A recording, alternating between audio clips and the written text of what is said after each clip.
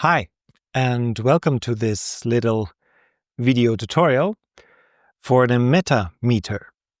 My name is Archie Del Rey. I am a decision-making coach, and this particular tool that I'm going to show you and that you can actually just do along as you watch this video, this is probably one of my most used tools for decision-making in my day-to-day life, simply because it instantly takes me out of overthink, out of my head, into the body, and into the body wisdom, the inner intelligence that accesses my subconscious mind directly. And anybody can do that, even though it might sound a little bit like too good to be true.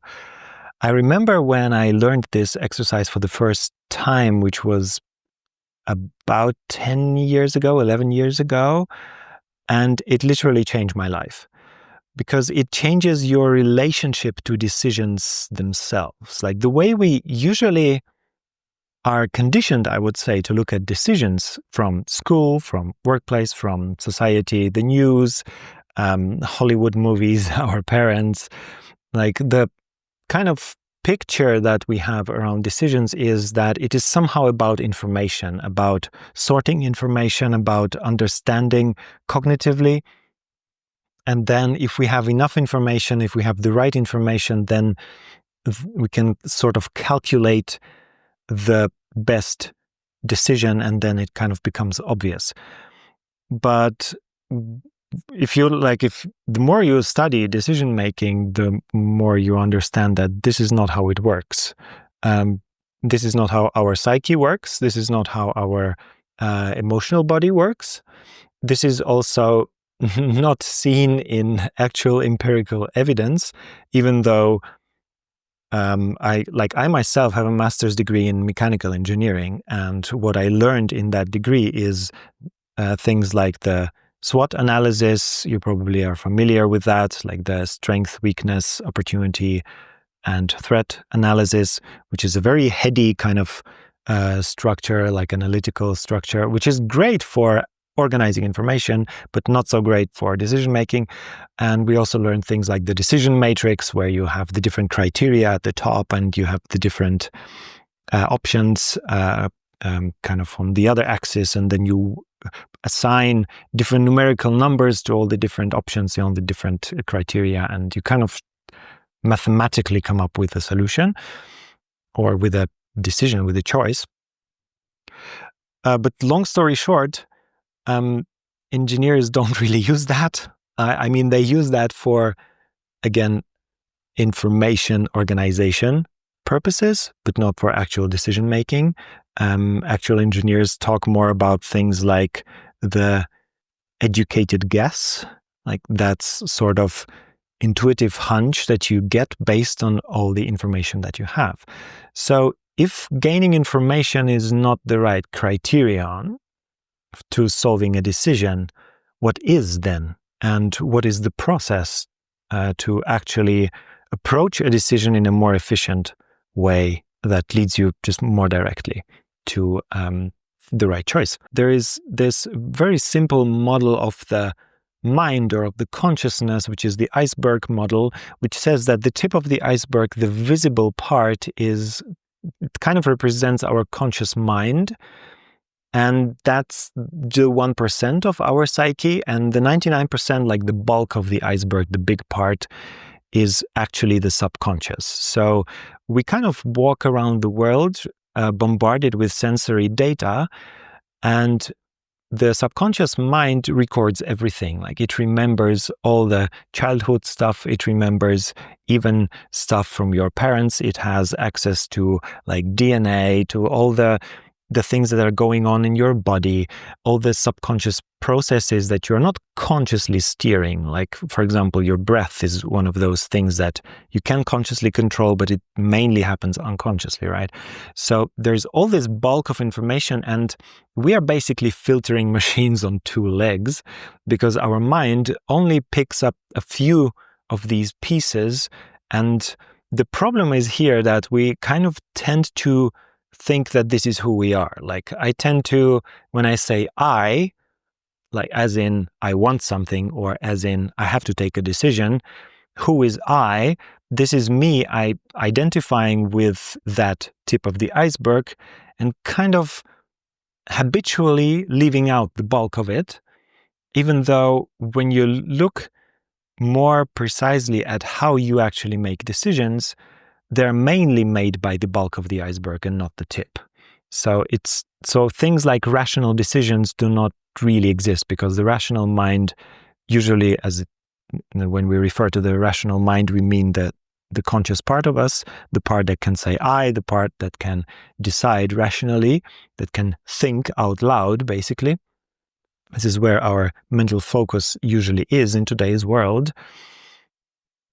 But we are basically powerless if we have subconscious parts that have their own agenda and their own opinion on any choice and any option that we are consciously trying to decide. So this will get clear in a minute. So basically what we're doing here is we're accessing the bulk of the iceberg directly. And we kind of delegate those decisions to our subconscious. This doesn't mean that we are powerless to that subconscious. Actually, it's the other way around. It's more like, imagine having somebody just walk with you all the time and never leave you your whole life and record everything. So imagine they record all the wishes that you think, oh, that would be nice in my life. Or they would record all the feelings that you have towards some things or people, or all the biases that you encounter. And it records your relationships, like how you relate to objects, to people, to situations, to groups. Like it records everything. And imagine that you can just call them up and say, hey, what do you think, like based on all that information that you have about me, what do you think is the most relevant thing to do right now? And then it can give you direct information. This is how this tool actually works. So what we're doing is, instead of trying to kind of bypass the bulk of the iceberg by trying to cognitively come up with a decision, which is very hard because our conscious mind is very, very limited. Like its abilities are super limited in terms of what it can take into account. Instead, we're going directly to the subconscious, and what we do is we ask it for the next step, because here's a crucial part that you need to understand before we go to the exercise, and that is that there is no predefined plan.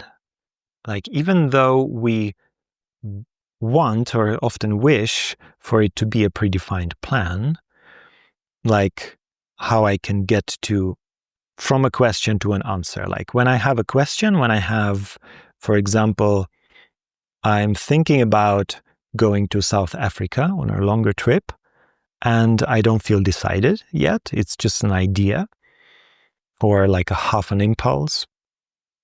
And now let's say I want to go to that decision. So we imagine there to be like some sort of predefined plan in a way that if we gain all the information, if I research the prices of plane tickets and the accommodation and figure out health-wise or whatever I need to know, then I kind of can automatically arrive at the decision. But this is not how it works. How it works is it is a process, meaning that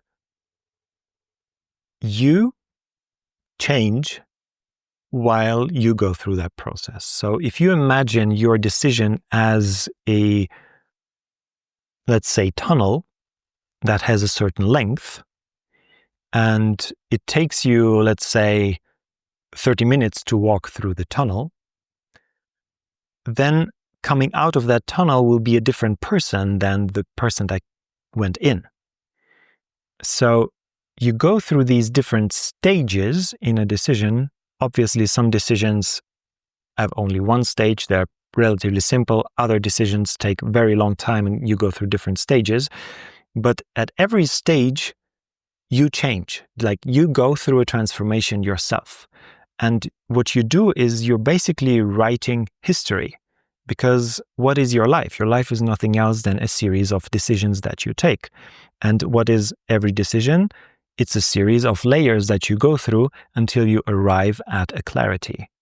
That point of arrival, when you know, okay, I have decided, when you literally feel it without any doubt in your whole body, I call this the full body yes. Like when you're like, okay, now I know.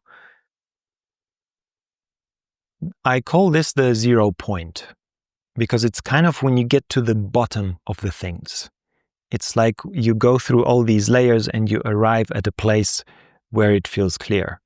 As we descend through all these layers to the 0 point, we encounter, as I said before, these different kind of spheres or areas or topics or issues that hold us back from having that clarity. So we unravel and integrate those, led by your body intelligence and not by the mind. Why?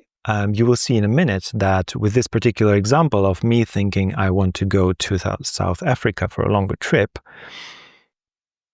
my conscious mind would come up with things like, okay, do I need to worry about, like, I don't know, my internet connection, or do I need to worry about safety in a country that I've never been before? Do I need to, like there's like a set of topics that my mind thinks are relevant. But when I go through the exercise, which takes only like 2 or 3 minutes, then I instantly connect with the actual relevance. So it's like I'm working not with the tip of the iceberg that thinks it's the boss here, but I actually plug into all that bulk of information that I've gathered through my whole life, and it spits out. It's a bit like a black box because you don't really understand how it works on the insides of it, and you don't have to, but it very, very reliably spits out the next relevant thing. So it kind of, even though it cannot know the whole picture, it cannot know all the layers that you will go through until you have the decision, because obviously you transform yourself on the way there. So you are writing the history and not the system here, this exercise. But it can give you very, very clearly the next step that is relevant to go towards your decision. And the interesting thing is that the topics that come up are not necessarily the topics that my mind thinks are relevant. It can be something completely different. It can be something like the shame that I might feel unconsciously towards my parents, because my parents might not like when I move for a longer period of time to another country and they don't see me for a while.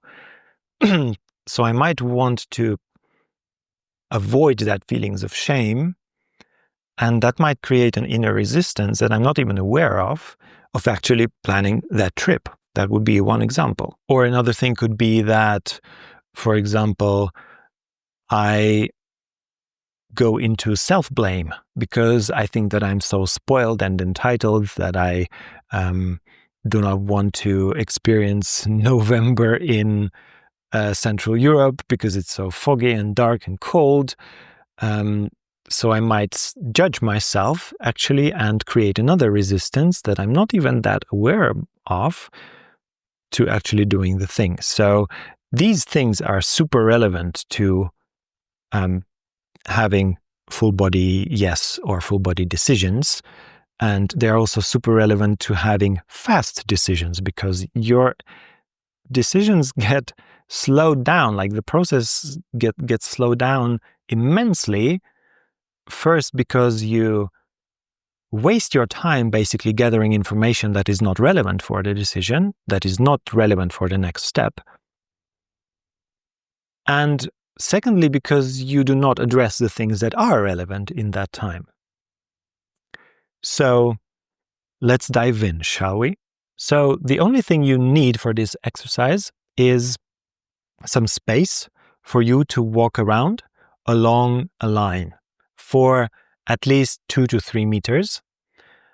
And it can be a little bit longer as well, that's fine. But I always say approximately the length of a yoga mat is enough to do this exercise.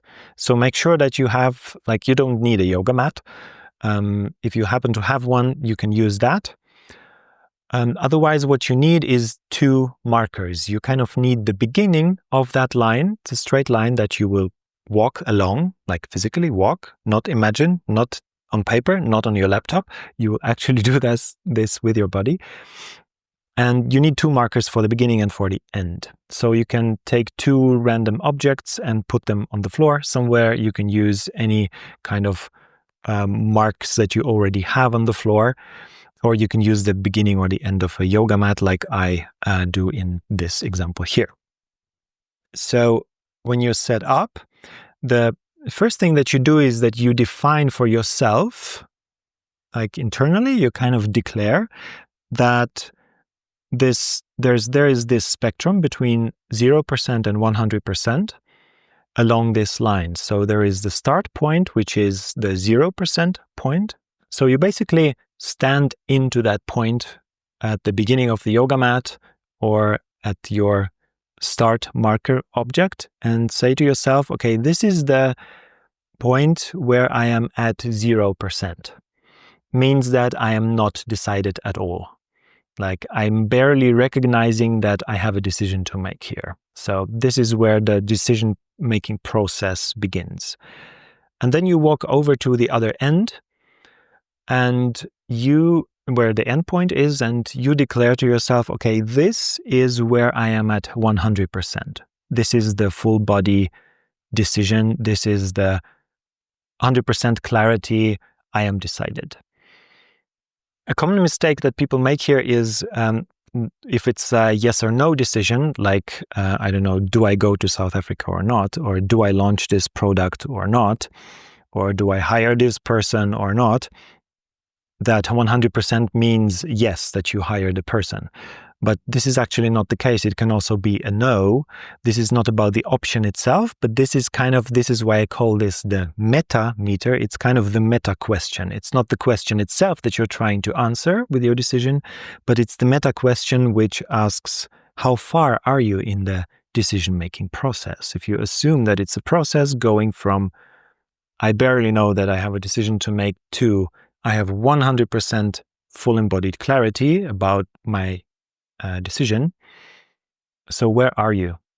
This is the meta meter. So this is what we are kind of measuring here. And you will see in a minute how this is super helpful and will actually help you navigate the decision really, really fast. The next thing you do is you prepare yourself. If you are used to this exercise, you can skip that. If you are used to doing embodied exercises, this will probably take a second for you, not longer. If you are a chronic overthinker, like I have been for most of my life, then this might be a little bit difficult for you. But what you do is basically you can shake a little bit. You can take a deep breath, like let out a sigh, just to kind of intentionally set aside the mental mind and send your rationality on a little holiday trip for 3 minutes. Because what comes now, that part is very, very intuitive and embodied, and it is not about understanding. Like it does not have to make sense to your rational mind. But you have to follow the instructions very clearly, otherwise it will not work. So yeah, you can take a deep breath, shake it off, whatever you're thinking about. You can forget about the question that you're kind of trying to answer or the decision that you're trying to make. You don't have to think about anything. You don't have to do this right or anything like that. You just kind of open your mind, open your heart to whatever will happen next. You let yourself be surprised. What you do next is you walk in the direction of the 100%. You start at 0% and you walk very slowly, and you sense, you feel what happens. And what usually happens is that there will be some point where you feel like this is where you are, this is where you belong. It might be that you can walk down the whole way, like all the way, and then turn back, and at some point you will stop. It might be that you walk, and while walking, you suddenly, at some point, you feel like an invisible wall, that you kind of hit something. There is resistance. Or it might feel like to take the first 2 steps is really easy, but then the third step feels like, it takes more effort. So it's like walking, it's like as if the air gets thick, or it gets like water, and it gets more difficult to walk on.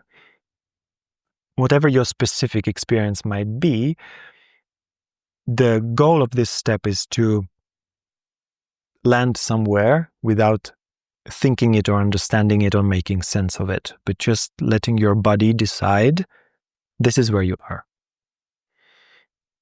So you can go ahead and do that right now. You can pause the video if you need to, and just see where you land. So for me, in this exercise, I just did it like half an hour ago, and actually with this specific question of my planning the trip to South Africa. And when I started walking, I felt this resistance at about 1/3 of the mat, or a bit less, maybe like 30%. This is where I felt like an invisible wall. It was something like, okay, I do not feel like making that one more step here. So I stopped, and the next step here, which is very, very important, you see, we do this really, really slowly and really thoroughly, because this is how you train yourself to be intuitive instead of overthink stuff. So the next thing you do is you acknowledge where you are. So you consciously look back, look forward, and you assign a number, a percentage to this. And please don't say you are about in the half, or please don't say you're almost there, or something like, yeah, I'm somewhere between 30 and 40%. Assign a very specific number. For me, this was 30%. This is how it felt to me. It might not be like super accurate because I didn't measure it. That doesn't matter. But the number matters because it, by naming a number, it signalizes to your subconscious. You kind of tell your subconscious, I know where I am. I know exactly where I am. Not maybe somewhere around, but no, I am at 30%. This is where I am. You declare that to yourself. And you might notice some things at this point. You might notice that you're surprised, for example, because your rational mind thought that you are at 70%, but you are at 20%. Or the other way around. Maybe your mind thought, I'm at 5%, I have no idea, but then you walk all the way until 85%. So be surprised, be gentle, and be compassionate, and be open-minded towards whatever this exercise might reveal to you. And after that comes my favorite step. This is where the magic happens, and this is what we do. While you're there, standing in that position, facing the 100%, you know where you are. What you do is, internally, you lean forward a little bit. You can even physically lean forward a little bit if that helps. But the idea is that you kind of anticipate going one step further. And this is important. So our mind would want to ask the question, what do I need to do to go to 100%? Because this is obviously where we want to end up. But as we know, this is not how life works, because we write the history with every step, so we can only know the next step. So this is what we ask. We ask our subconscious, we kind of give that directive to our subconscious, hey, do not give me the whole picture, I know you don't have it, but give me the next step. And you do that by asking the question, what do I need for 1% more? This is the question that you internally ask yourself. Like if I am at 30%, this was my case with this exercise. So I asked the question, what do I need for 31? Like I don't care about what comes with 32 and 33 and 100. I just care about the next step. I want to know how to move on. I want to bring movement into this decision-making process. So I lean forward a little bit, like I imagine that I would go from 30 to 31, and then I just see what comes up. You kind of let it emerge. You let your mind come up with whatever it wants to come up, and you just trust the process. If the things that comes up is that you need to call your mother, then maybe that's relevant, Like for me, doing this exercise, realizing that I am at 30%, like I'm 30% decided whether I want to do that trip and when I want to do that trip to South Africa. So I lean forward, imagine to go from 30 to 31. And the first thing that came up is that I'm actually kind of procrastinating from another trip that I want to do to a completely different place. And that I'm kind of putting that off, even though that would be the actual impulse. Isn't that interesting? Like that is what came up for me.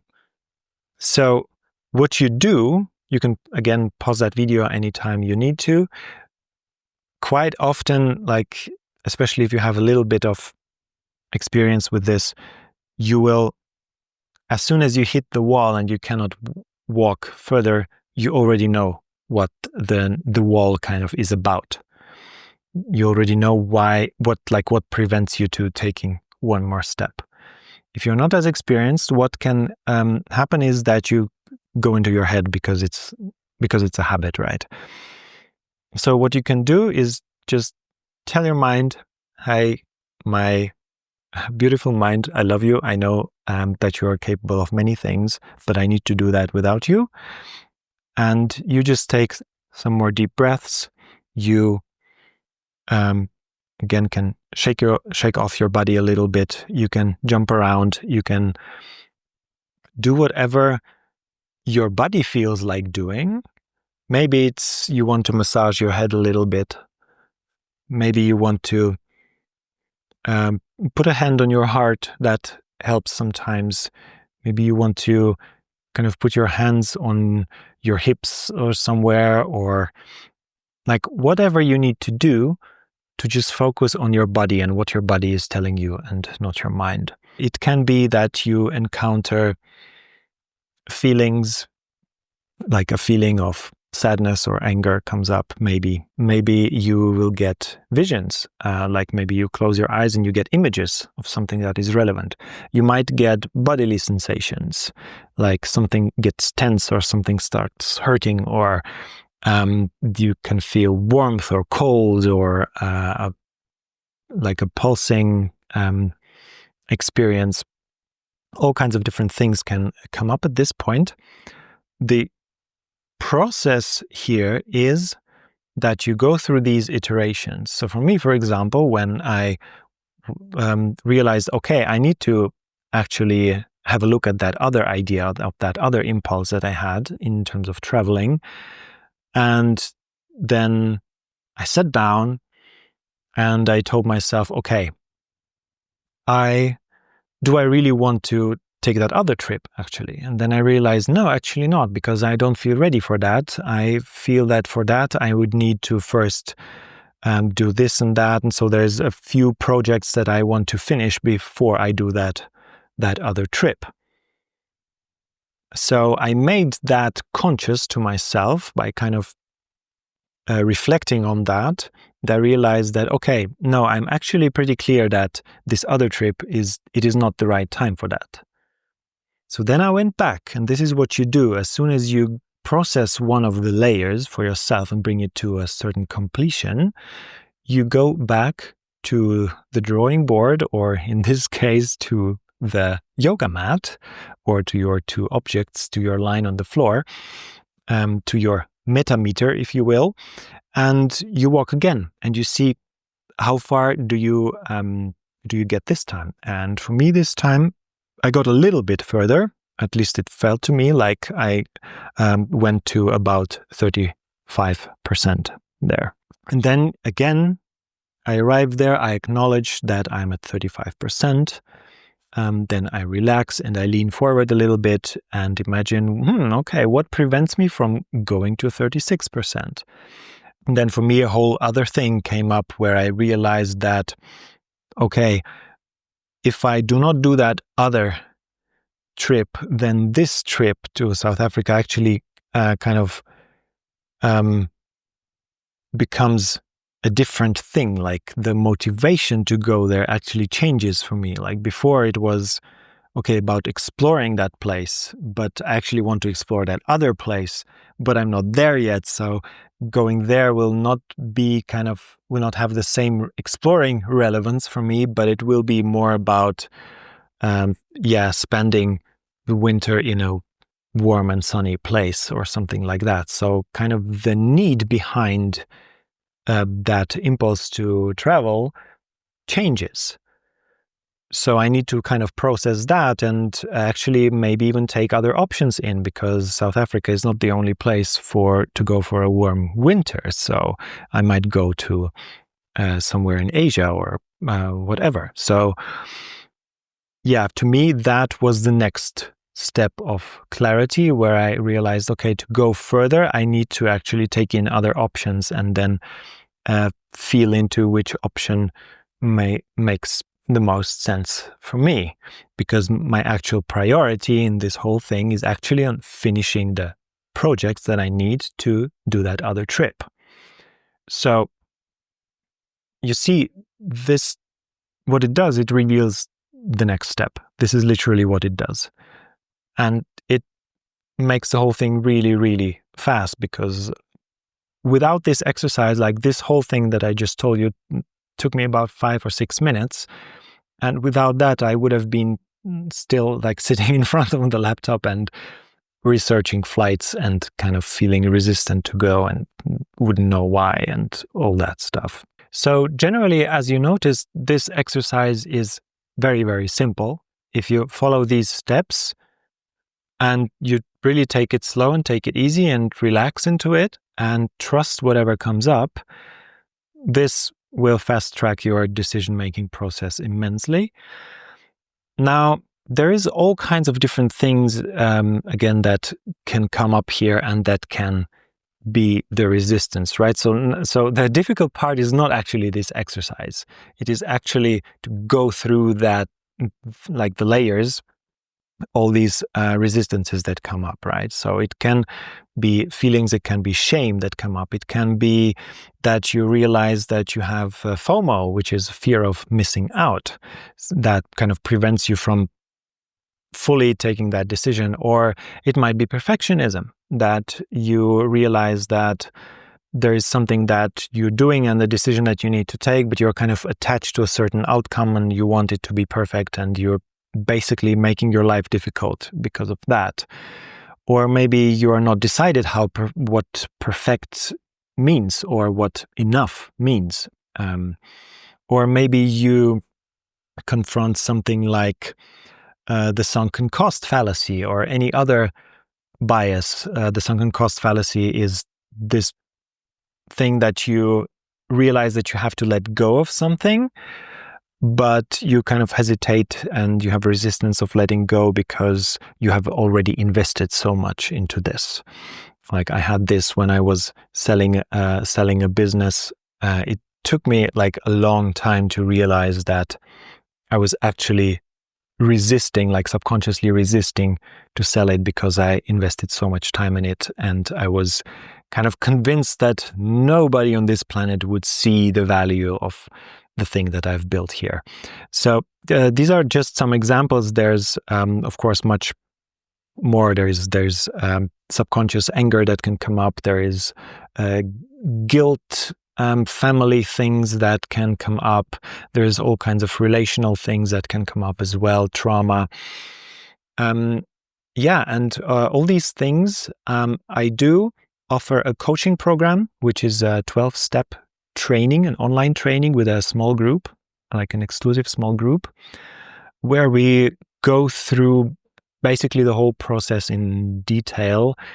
And we have some other really, really awesome tools there as well that you can use. For example, if your decision involves a finite number of options, where you have 2 or 3 different options, then there's other intuitive exercises that you can get very fast to achieve the clarity that you need. And you can get more information on that by following the link below. You can also write me. I can send you the information. This training is basically full of advanced techniques like this one. You will get a weekly video similar to this one, with an exercise to do for yourself and with another exercise that you can do with a partner.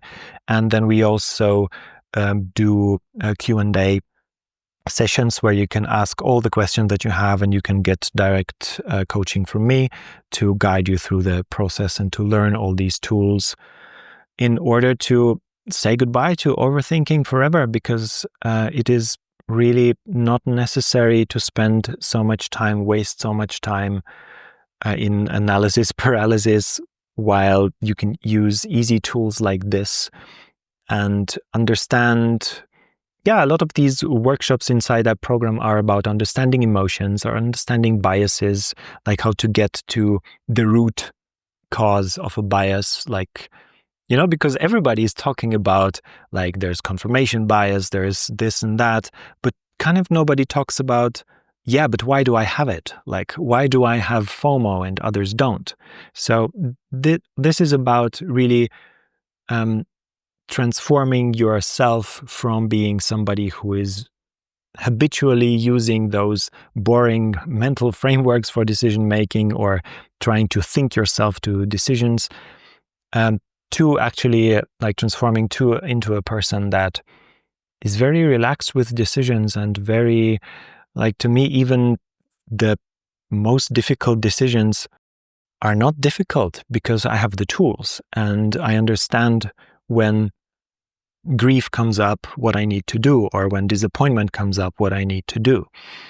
So this is about understanding all these layers. And if you're interested, if you enjoyed this exercise, let me know.